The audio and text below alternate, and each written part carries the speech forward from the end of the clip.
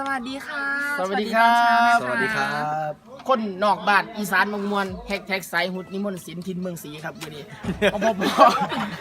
โอ้ยไปยอดดีองค์การบริหารส่วนตำบลเจ้าท่าครับวันนี้บรรยากาศเศร้าๆเข้ามากินข้าวต้มครับมันนิมนต์กันเบาแห้งครับ แนะนำข้าวต้มบ้างนะข้าวต้มบ้าง ข้าวต้มครับเป็นข้าวห่อนๆเลยครับมาจากบ้านงานครับงานแต่งนะครับ ข้าวต้มนี่ก็คือว่าเป็นข้าวที่เขาต้ม ครับ สาระไม่ใช่แล้วเหรอครับ มีแค่นี้แหละครับก็หลังจากเมื่อคืนเท่ากับได้เตรียมงานนะครับ เตรียมงานรถแห่มื้อนี้สิมีรถแห่ยามเช้านี่ประมาณ นี่ครับแบบ 8 โมง 9 นาทีครับ ป้อนเลยครับ ลิ้นโพงแล้วลิ้นโพงแล้ว นะครับเป็นเวลามงคลครับของเป็นเลือกงามยามดีครับที่เฮาสิได้แห่เจ้าบ่าวนะครับไปบ้านเจ้าสาวครับ งานอุปสมบท การแต่งครับการแต่งครับอันนี้เป็นการสื่อสารกันผิดพลาดครับเพราะว่าบางคนก็บ่เข้าใจว่างานหยังแต่ว่าสิมื้อนี้งานแต่งครับงานแต่งทีมงานเฮาก็มากรบแล้วนางรอเป็นงานเป็นสิริแห่แล้วกันครับ แนะนำสุดแดงแนะนำสุดแดง เดินกินนี่ครับนี่สุดนะครับ แต่งตัวราคาเท่าไหร่ เสื้อนี่ลาคอสจงกระเบนคาเมล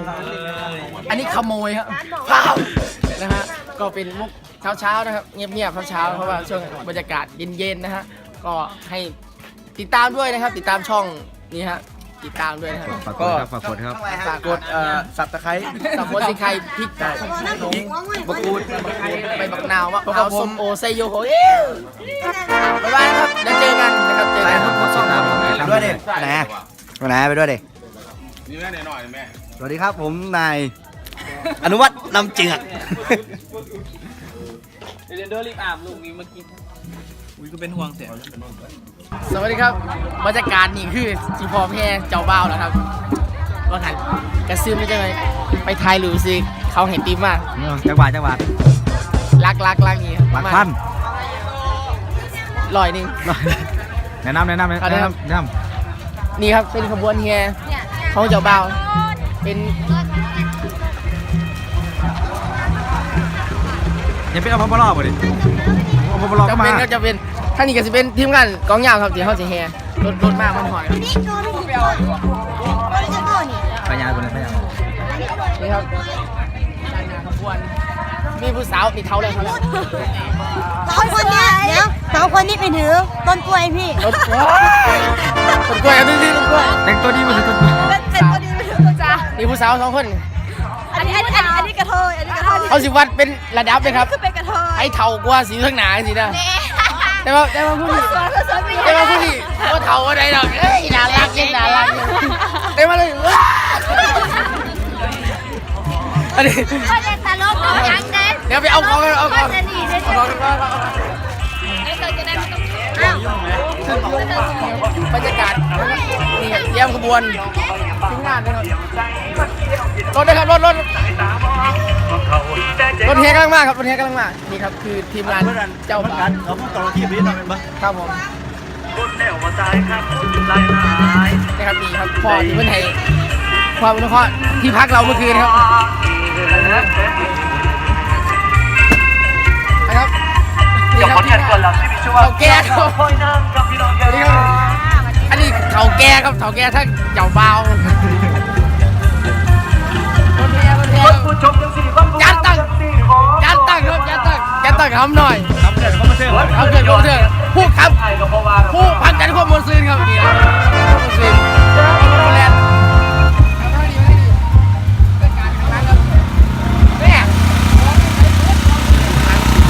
แล้วจัดเตรียมพวกของเพื่อนแง่ยังบ่ไหลไปเลยครับเพราะว่ากำลังมาตุ่มมาห่วมในเวลา 8:09 นาทีนะครับจะเป็นเรื่องงามยามดีนะครับในการที่จะแห่เจ้าบ่าวครับแห่เจ้าบ่าวไปบ้านเจ้าสาวที่ว่าสายหุ่นพาเพื่อน15 เที่ยวบรรยากาศกาฬสินธุ์ครับเป็นบรรยากาศดีแห้งสวงเศร้า อากาศดี อา ค กา รั ศ บ เย็นๆสบายครับดูนะเขาแบบโอ้โหเต็งเหนือเต็งโตผมนิมนต์ศิลป์ทินเมืองศรีจัดเต็มครับวันนี้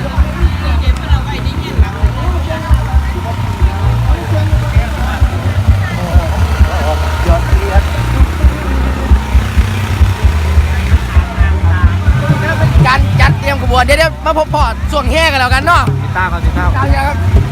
ถ้าดูได้ไหมอ่ะ พบกับฟักน้ำเนย ใช่ครับวันนี้นะฮะเราอยู่กันที่จังหวัดกาฬสินธุ์นะฮะตำบลอะไรนะพี่ตำบลเจ้าท่าบ้านท่ากลางนะฮะวันนี้เราก็มาได้ร่วมทีมงานนิมนต์ศิลป์ กาแฟ